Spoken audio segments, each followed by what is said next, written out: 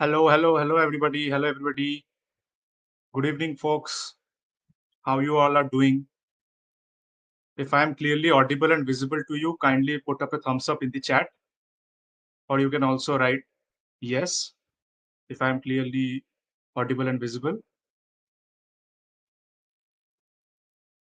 Okay, so many people with us today in this exciting session of open source. Okay, cool. Yeah, great. Okay, so I am clearly audible and visible. Okay, so let us begin. Okay, so as you all know, Hack4Bengal, a community initiative, the largest in-person hackathon in the Eastern India region that is going to be organized in 7th to 9th of July this year. Okay, so about today's session. Today's session is Embrace Open Source, Empowering Your Contributions with Quine. So today's session is designed so that you get an intro about open source, what is open source, what are the prospects of open source, how it is beneficial, and the main thing what you will get to know about is how Quine is revolutionizing the way you contribute to open source, right? So here we have with us the founder and CEO of Quine, Rodrigo Mendoza Smith. He is a PhD in mathematics from University of Oxford. So just let me add into the stream. Yeah. Hello, Hello, everyone. Rodrigo. Hello, How are Tushar. Great you? to be here. Yeah, great. All good. Okay, so our speaker is already there with us in this stream. Moving on, we just want to thank Coin for sponsoring our initiatives. Coin is our silver sponsor. So, and along with being a silver sponsor, they are also doing a giveaway. So, as you all know, that we have been promoting the giveaway throughout the week along with this event. You all here to uh, know the results of the giveaway and the forward proceedings for it. So, kindly wait till the end. Stay tuned because the final step is very important regarding the giveaway, and you will require all the learnings for today's session, right?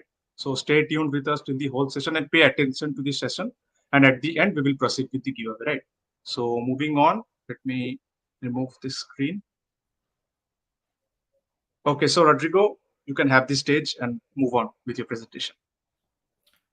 Thanks a lot, Tushar. And hi, everyone. Very excited to be here. And it's a great honor for us to be able to sponsor this event. So I basically want to tell you a bit more about Quine and how Quine can supercharge your career as a software creators. Quine comes from a special thesis around the open source space and the way that this new generation of developers are using open source. So I will tell you all about it, but yeah, let's get started, and I'll just tell you about it in the presentation. To start with, I would like to just introduce myself. So I'm Rodrigo. I'm a founder and CEO at Quine. I really like, in general, like data and open source. I was previously a data scientist, and I worked with a very wide variety of data sets. So in particular, open source data, I just find it very exciting. And yeah, like Quine really started as a thesis or as a way to understand how much software creators are kind of like defined by the open source data they create, right? So when you guys write code and produce code, you leave like little bits of data behind in open source. So what we're doing at Quine is pulling in these data points and giving them back to you so that you can sort of like use them in your favor, essentially, right? And I will tell you a bit more about how we're doing this. Anyway, so the presentation, of course, is about open source. I don't know how familiar the audience is in general with open source, or how it works. So just to accommodate for everyone, I'm gonna spend the first few minutes, 2-3 minutes, just giving an intro to like the mechanics in open source, like the data challenges we have, and how Quine enters into play, right?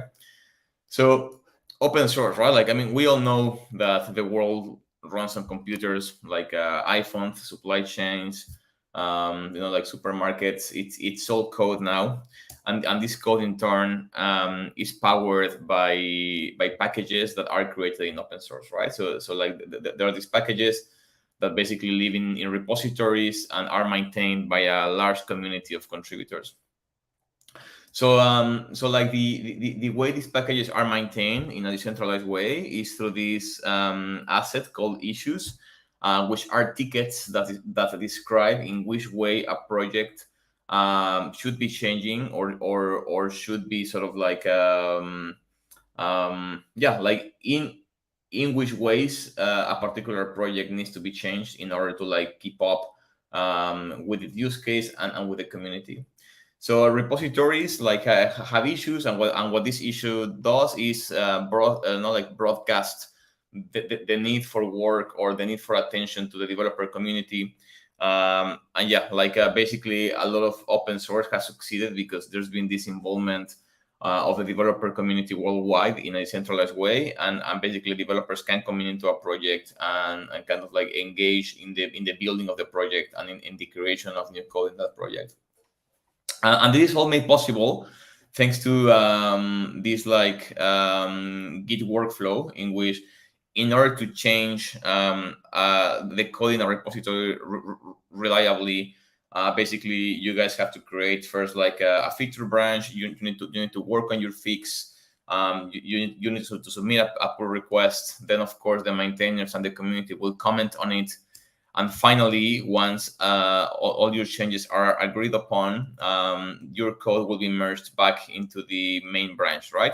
And this workflow is what makes this decentralized kind of like a pattern possible, right? So this is what allows us to reliably modify a code base in a decentralized ways in multiple manners and still keep a reliable copy of the main code base.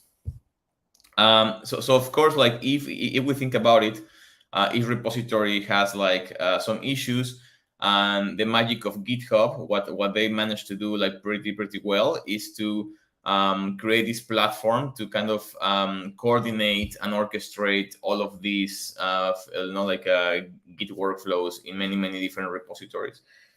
So GitHub, of course, hosts most of the world's open source, and they succeed in doing that because they do an extremely good job at providing features and capabilities for these decentralized workflows in open source. Right now, GitHub like started like a bit more than 10 years ago. Now they have 372 million repos more or less, and a community of 100 million developers, which is really cool. And there are of course some data challenges associated to this volume of data, right? Like of course there are now like more repositories than there are like habitants in the United States, which is like it's just like a very large volume. And we can see here that there's like much more code and much more content than there are developers to consume it, right? Like so repositories, when they're open source because they want to be consumed by a developer. And the way a developer consumes this open source is either by like using that code or contributing back to it, or just adopting some element in that particular code base. But what we're observing now is that there is a clear imbalance between the amount of repositories that are being created and the amount of developers that are available to sort of like say maintain all of this code and kind of bring all of these projects to a successful stage. If we think about it even more, right, like each of the repositories is also creating constantly like issues, right? So of course, not every repository has issues, but as soon as there's some minimal engagement from a repository with a developer community, issues start to pop out, right? Like developers start demanding more functionality, they start demanding like better features, and maintainers then like see themselves in this position in which they have to deliver these features and deliver these modifications, and if not, the developers will basically stop using that repository. So if we have already an imbalance between repositories and developers, the imbalance between issues and developers is even higher, right? Uh, and yeah, like historically speaking, like all of these issues are mainly addressed by a pre-existing community of developers or by the maintainers. What we think there is a very big opportunity here is for developers to be able to solve these issues in order to gain verifiable experience in open source, right? And this is because whenever you contribute to open source, you create a commit, you create a pull request, and this pull request and this commit basically are open, right? Like they stay on GitHub, they stay on the internet. They have data about the code you wrote or the fix you made. From this data, we can start also understanding what type of things you are very very good at, and in the future, like we can help you use this information to like access high paying jobs and better work opportunities, right?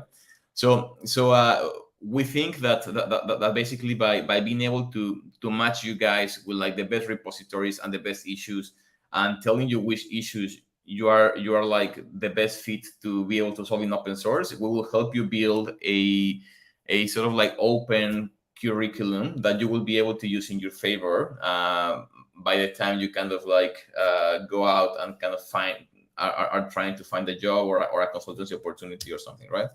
So like a lot of what we're doing is in fundamentally solving this problem of um, we want to be able to match you guys to the issues that you are best fit to solve, and that match your experience, your interests, and your future aspirations. So that's basically the thesis behind Quine, right?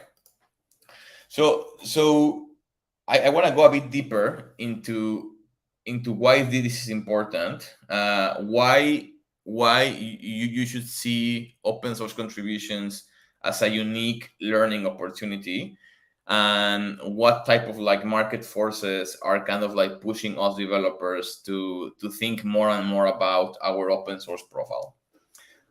So why should you contribute to open source, or why should I contribute to open source? Well, first of all, because it is a fantastic learning opportunity. Whenever you submit a pull request or like try to do a fix, you'll basically get feedback and attention from one of the repository's maintainers. And think about it this way: think about it like each maintainer for each repository like sits at like the top 1% of world experts at that particular thing that this repository is doing. So as soon as basically one repository is starting to be used by other developers or other repositories in open source, then this repository is, I mean, it's like a product. It's starting to find product market fit, let's say. And these maintainers naturally are become one of like the world type of like leading experts at this particular thing that the repository is doing.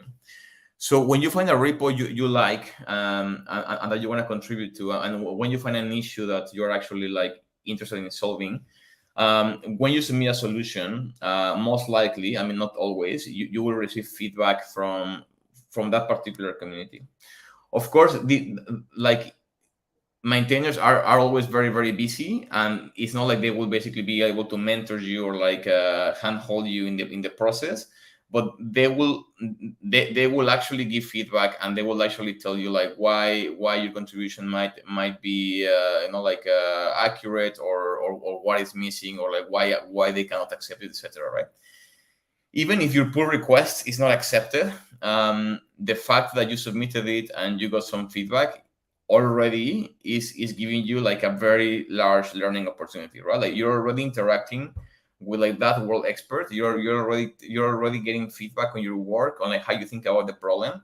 And this is kind of a learning experience that you cannot get in the classroom, and you cannot get on YouTube, and you cannot get on Stack Overflow, right? Like you can only get it in open source. Similarly, Oops.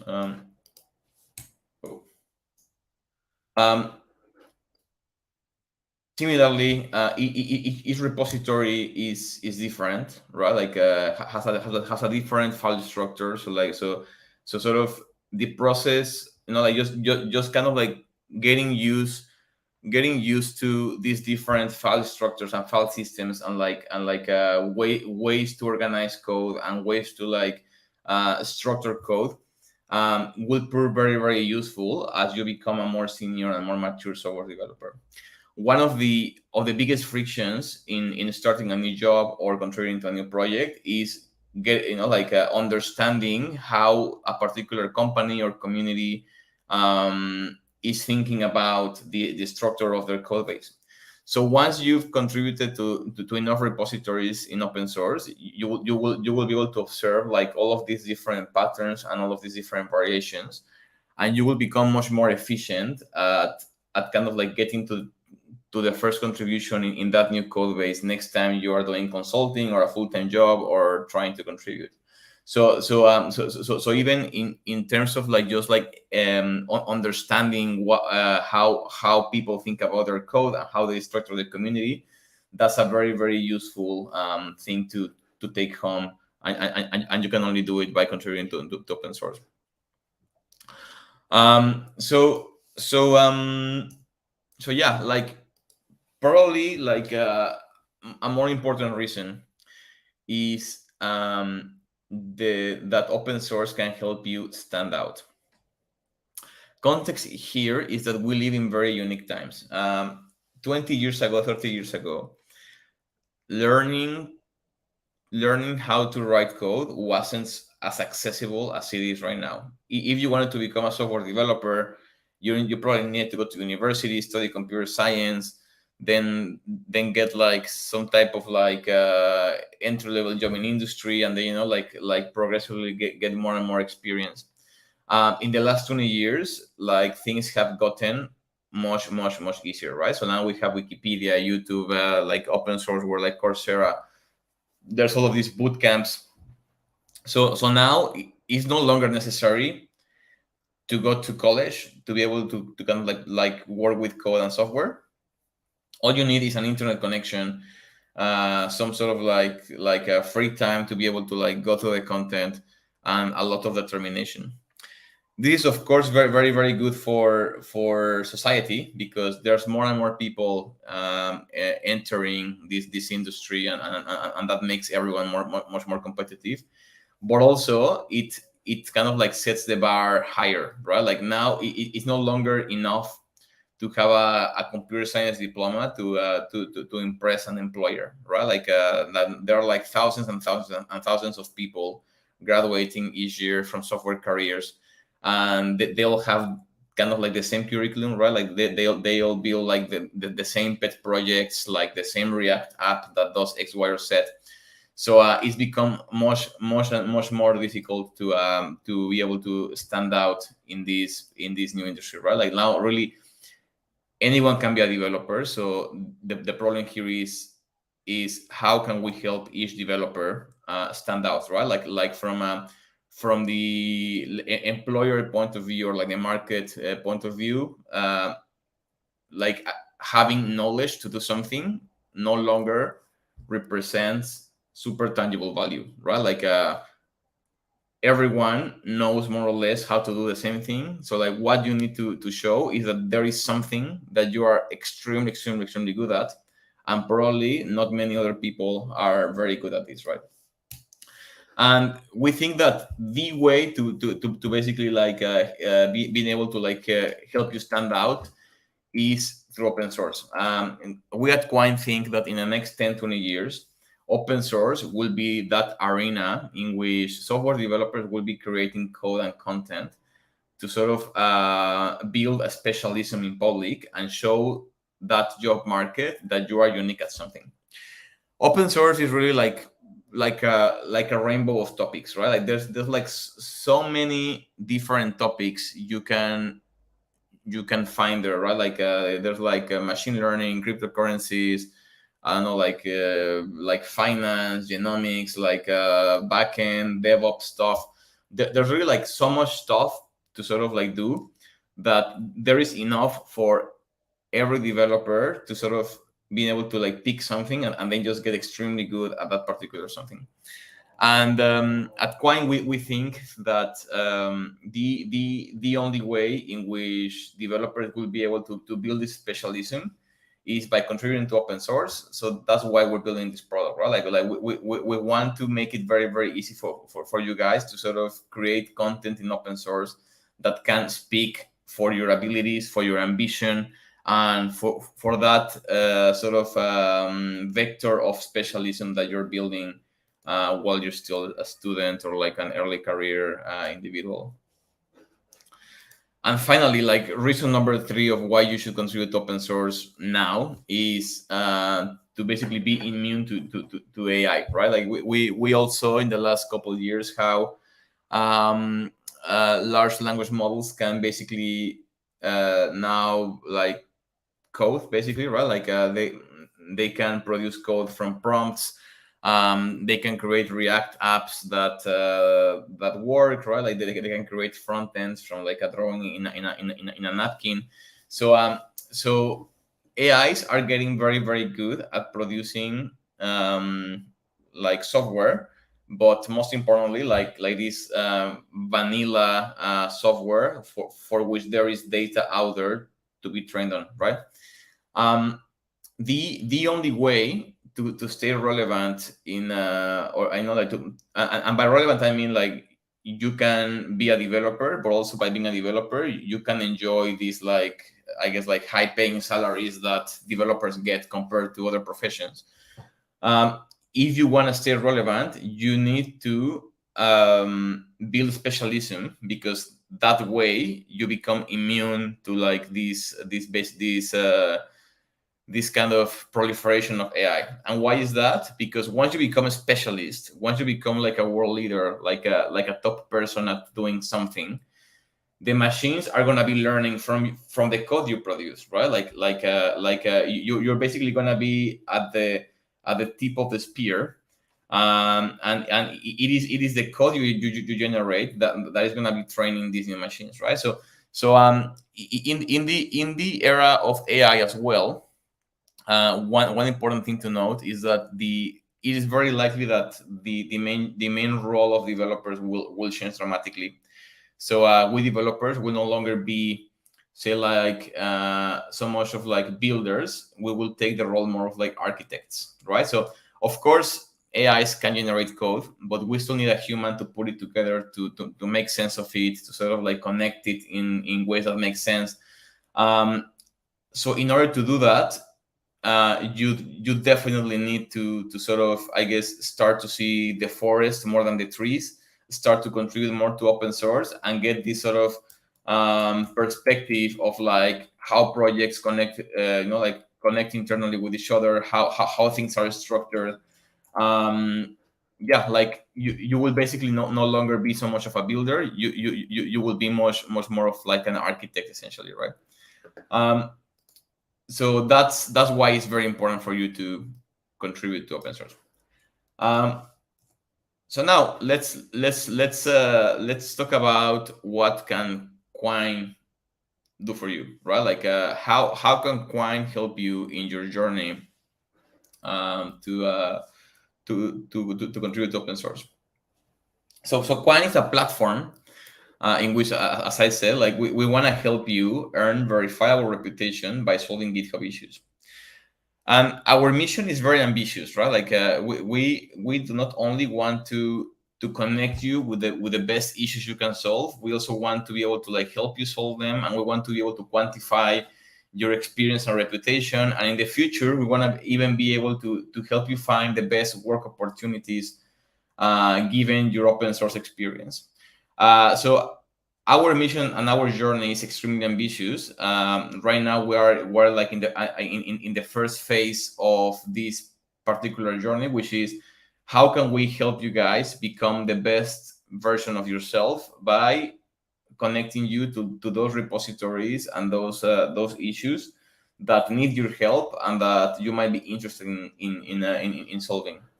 Um, so how do we do it? When you log into to Quine, you'll basically, what we've done is we've basically indexed the whole of open source. So like those 300 and something million repos, right? Like we've gone through all of them. We basically have crunched like data around like their readmes, their contribute files, their community, etc. And we've come up with some statistical markers that indicate, say, like which repositories are sort of like the best ones to start contributing to open source, right? So, for instance, we have counted how many good starter issues each repository has. For instance, right? Good starter issues are issues that the community creates as entry level issues into that repository. So when you go to Quine, you'll basically see repositories by any language you choose and any topic you choose, ranked by the volume of good starter issues. We will also tell you how many new contributors each repository has had in the last month. And why this is important? This is important because the more contributors a repo has had in the last month, the more likely it is that this community is just very, very helpful to new contributors, and that you will have a very good contributing experience in that particular repo. We will also be telling you for stuff like how long it takes for a maintainer or a community member to reply to requests in a particular issue, or once you submit a pull request, how long it takes on average to sort of like the community to like review that pull request or merge it, or yeah, like do a merge of it, right? So what we do here is we compute key data, key statistics, to help you make the best decision possible into like which repository you want to prioritize or which repository you want to pay attention to. Contributing to open source is difficult, and yeah, like each repository is a different universe, has different rules, different people, like a different, I guess, UI UX. So it is indeed a difficult thing to take a repo and then just decide to contribute to it and then contribute into it. So what we're doing here is try to make this process easier by already telling you which repos are kind of actively receiving new contributions, and which issues in each repo we consider can be like either good first issues or are sort of like at the level of experience of like a new early career developer. I have to say here that some of these issues, of course, will be much more difficult than yeah than we expect, and we probably look at gibberish if you don't have context of what the repository is doing. So we're still it's still not, it's not possible still to like give you like so much context very, very easily to understand each issue as soon as you read it. So when you are in Quine, like what you have to do is you need to sort of like spend time looking at the readmes, looking at the contributing files, understanding what the repo is doing, exploring, and then basically hopefully that will be giving you very cool issues to solve essentially, right? We also give you a to-do list, right? Like a mini Kanban board, so that you can keep track of the issues you want to solve. Of course, like you might want to solve one issue, but then someone else in some other country might want to solve the same issue. So open source is really like, it's really like it's very dynamic. So certainly the maintainers won't be waiting for your pull request to be able to merge it. If someone else submits a pull request before you, and it's correct, very likely that community will just prioritize the first pull request available, essentially, right? Um, and yeah, first thing we can help you with is contributing to open source. We just released a new feature that we're calling Creators Corner, and this is not so much about helping you make your first contribution.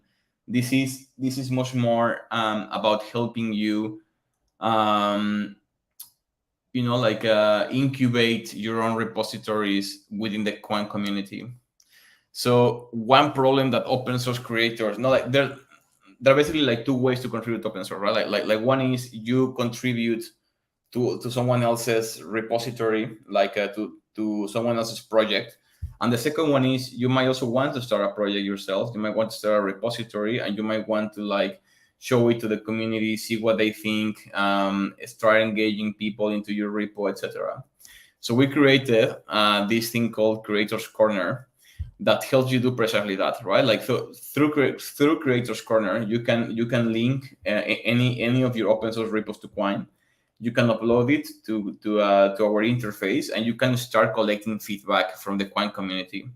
So basically, like the intention here is that you can either request feedback, request beta users, and request new contributors to your particular repository. Um, like we just released Creators Corner, so of course, like it's a feature that we're very, very actively working on. We would love your feedback on it. What works, what doesn't work, and yeah, like we're planning one major iteration on Creators Corner very, very soon. So stay tuned to receive some updates on that, right? So now, like once you have essentially contributed to open source, it's important as well that you can use this contribution information to impress people, right? Like to basically like just show people what you've done, what you're all about. And this is why we created Quine widgets. So Quine widgets are basically assets that you can embed in your GitHub profile. If I mean, I can show you here. It is actually very, very, very easy, right? Like you just go to Quine widgets. You can basically choose dark mode or like light mode, right? Like that. That's very, very easy. And whichever one you like, you can just click on copy widget and then embed in README, and then will take you directly to like the embed page in your GitHub README profile, right? So I have two widgets, for example, one that kind of like shows my tenure in Web3. I really like Web3 and like blockchain, so like that's something I like. And then there's this other one that basically shows what topics I have committed to over time during my career on GitHub, right? So here I have some CUDA, some MATLAB, some Mantle, etc. Right? So that's kind of what widgets are all about, and we really want to try them out because yeah, like these are things that certainly we've seen that can help a lot developers when they are like applying for jobs or something, right? Number 4, we're building features to gamify this whole process. So basically, like to allow you to compete with your friends, to sort of like rank yourself against others based on contributions. And we have this metric called DevRank, which mathematically speaking is just PageRank, but on the open source network. So this helps us compute your reputation and your centrality in the GitHub network and in the Quine network. So what this allows you to do is just like see in which percentile you stand at the global scale on GitHub and in Quine. And yeah, like it's just quite fun. We're adding like a lot more features to like just like help you like compete with your friends and just like go through this process in a bit more dynamic way. But yeah, this is a leaderboard that's pretty cool, and also you can also see where you stand with respect to say like any programming language, for example, right? Like if I click on Python, then it will tell you like who are the top people in Python in Quine, essentially, right? So so um so yeah.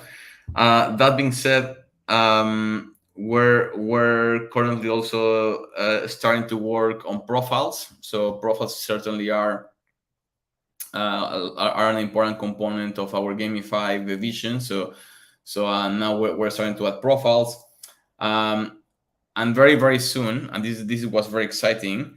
In the next 3 months, we'll start testing a new feature that will help you make money while contributing to open source, right? This is a feature that we're very very excited about, and it's kind of something that we're already sort of like doing a lot of interviews on. But yeah, like basically you will be able to win prizes, monetary prizes, by creating content on Creators Corner or like going through the contribute flow, etc. Um, so that's basically it. This is our Twitter account. Um, you can basically follow our updates in this account. And now I am very very happy to answer any questions. So yeah, if there's any questions, happy to answer them. Yeah, so thanks, Rodrigo. That was indeed a great presentation. We got to know much about open source and how Quine is helping. Okay, so we have lined up few questions. People have sent us few questions. Let us move there. Yeah. So these are the few questions, the questions that we have received through different forms and different social medias. Starting with first one is, what is the scope right now in open source? Well, I don't understand what you mean by scope. What do you mean? Okay, so scope means I guess these participants are asking like actually what can they do in the open source, or does open source has any future?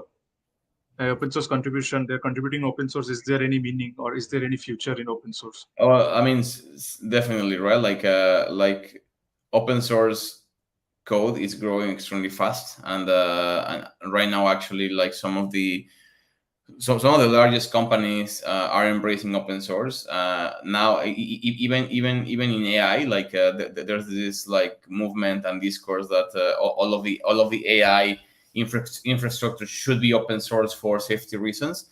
So open source is here to stay. It's not going anywhere. It's just getting bigger and bigger.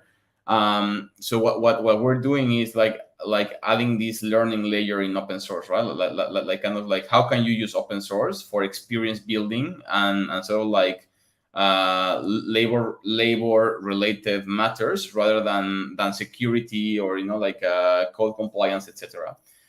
There's a lot of companies already doing say like security in open source, or like compliance in open source. What we're interested in is how can open source help you guys get a much better career as software developers. Okay, okay, got it. Okay, so next one we have again regarding open source. How will a student learning a particular tech stack will understand that it is the right time to start his or her open source contribution? Very very good question. So look, like one common misunderstanding in open source is that people think that contributing to open source requires you to contribute with code. That is not the case. It is completely possible for a student learning a tech stack to start contributing to open source via, for example, documentation or tutorials, or like something that is much easier than writing code in a repository. What I suggest is that now that you're learning like how to code and whatnot, try to uh, spend time just reading about like repositories you find interesting, right? Like go to Quine. If you are into machine learning, like just like set the machine learning filter, look at the repositories that are available, and spend time just reading what these repositories are doing. um, what you need to do first is find a topic that you're interested in, like find something you care about, and then just start to get your toes wet on this, right? And then naturally you will be able to understand when you're ready to start contributing to open source. One thing I want to make clear now is that it is definitely not the case that you need to write code to contribute to open source. You can contribute to open source just by writing documentation, right? Yeah. Okay. So moving on to the next question. How to contribute to big repositories like the ones of Microsoft Node.js and all? Oh, well, that's a very good question. These repositories are the most difficult to contribute to. Well, they're kind of like both the most difficult and the easiest ones. Why are they the most difficult? Because they're very popular and many people want to contribute to them. Why are they at the same time the easiest ones? Because often these repositories are so big that they have teams of developer relations people that are just trying to make it like easy for new contributors to come in and contribute. So so yeah, like say, like if what you want is to contribute to a big repository, what I suggest is use Quine to monitor when new issues are posted in these repositories. Kind of like try to log in like every so often, and like just kind of like monitor these repositories. We're about to add a feature that allows you to just monitor some repos and get automatic notifications when a new issue that you can solve like is open. um and um and and yeah, well, what I suggest here is also do not go for like the largest, the biggest. If you are just getting started, like there's a lot of very exciting stuff that is not as popular, and the experience to interact with like a smaller community that still really cares about bringing their project to a successful stage is potentially more rewarding than trying to compete with all of these people in these big repositories. Okay. Okay. Next one is how exactly hiring works from open source. Look, like there's no clear way. What we have observed is that now employers receive like thousands of CVs like all the time, right? Like basically, like like when a developer reaches professional maturity, like kind of is ready to go out to the job market, they will not like their CVE will be like very similar than every other CV.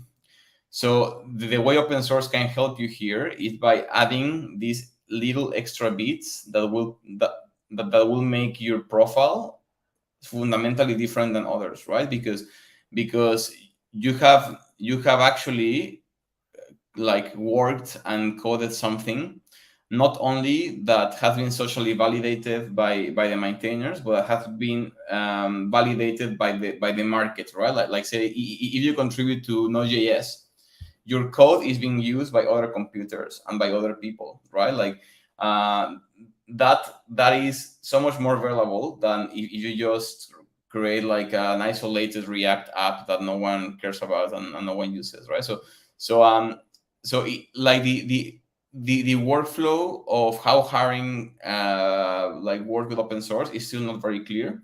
It is our intention in a like in a maybe next year to like start building specific products to help you guys find jobs in a much more efficient way by using your open source data, right? Like but I don't think we can say something right now that applies for all of the employers or all of the developers. Okay. Nice. Okay. So moving on, the next three questions we have directly regarding Coin. What are the earning opportunities through open source? Very good question. So like right now the main way in which you can earn money from open source is If you create a repository that becomes extremely popular, and then people start donating money to you via GitHub, right? So like donations is the main way in which you can make money from open source. We are about to release a feature that allows you to earn money not from donations but by creating repositories that the community likes a lot, right? We're about to sort of create a bounty product that allows you to like sort of make monetary prizes by completing a bounty in Quine, essentially, right? That's where we are right now. And that's kind of, I guess, the new way in which you will be able to make money through open source. Okay, okay. Okay, next one is a very interesting question that we have received. Straight to the founder. How did you get the idea of Coin? Like, because before Coin, open source was existing. Very, How did very good Coin came question. into the picture? So look, like I mentioned at the beginning, I'm a data scientist by training. I love data, and I just love like I love to think how can how can I predict some cool stuff from data.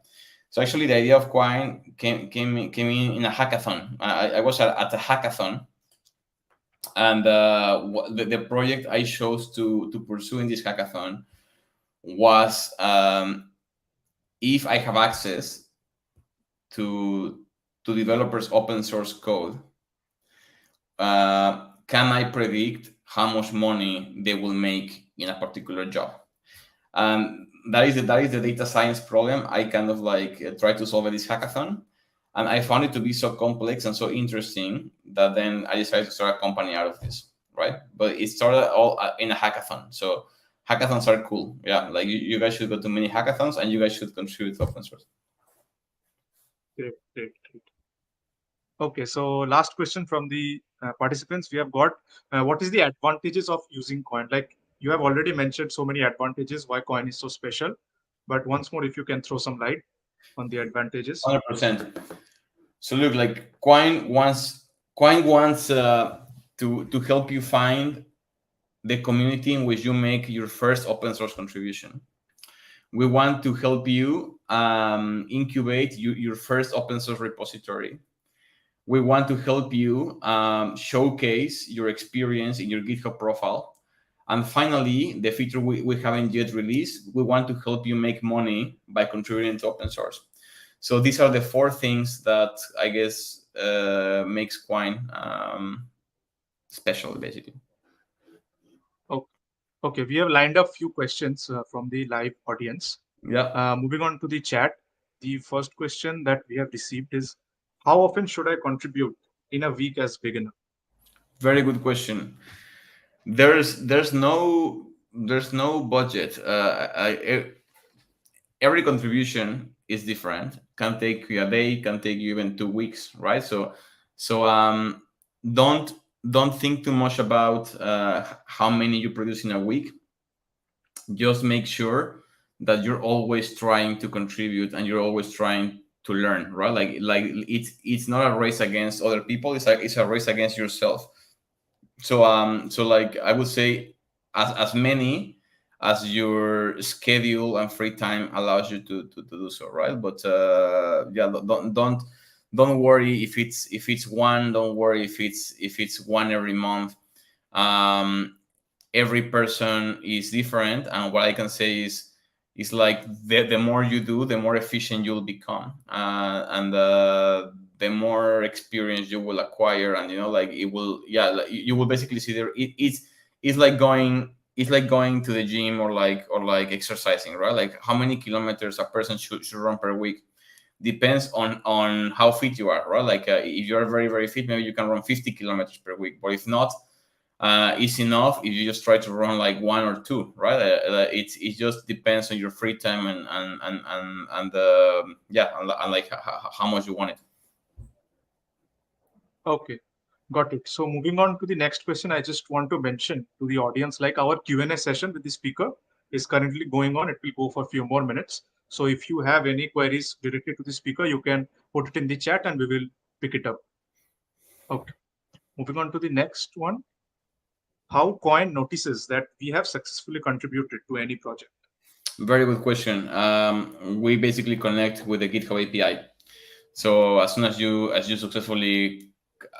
pull request is merged, we know. So yeah. Okay, got it. Okay, next one. Okay, interesting question. How do we keep ourselves motivated while contributing to open source? Very good question. So I think like two ways.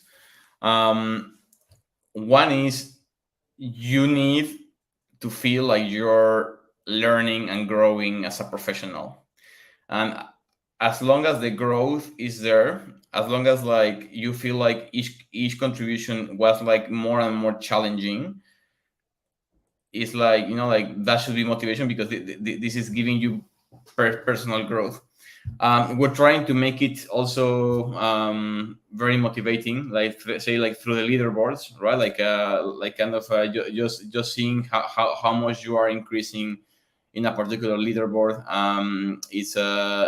Like might be motivating. um Also, we're about again to like start offering bounties, so potentially receiving some money or prizes from contributing is also a way to keep motivated, right?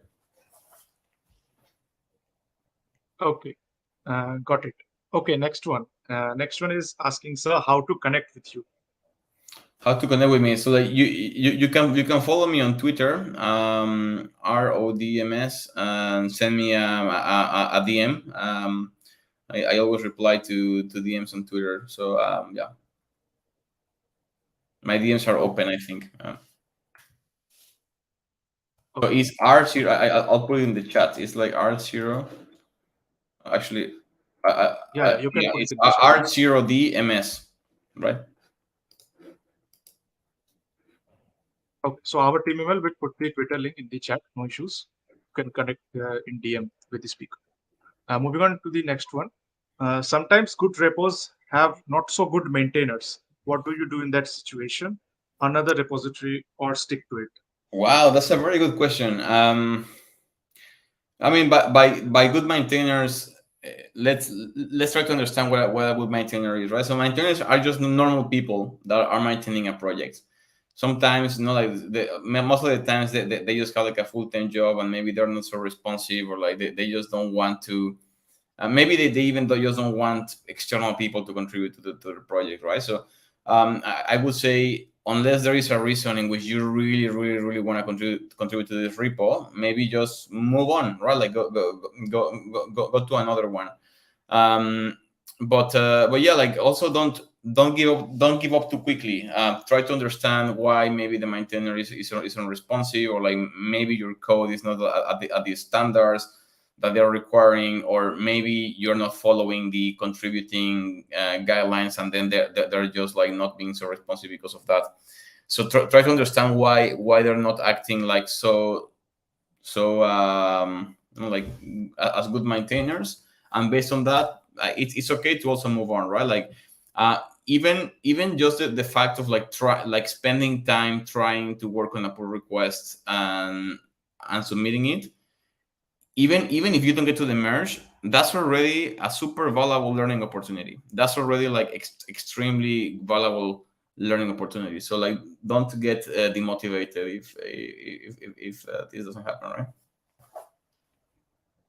Okay, so that was all the set of questions for now. Okay, so I cannot see any more question from the chat. Right. Okay, so that was a great session. Thanks to Rodrigo for such a great session and such a good insight to Coin. I hope you had a great time with us.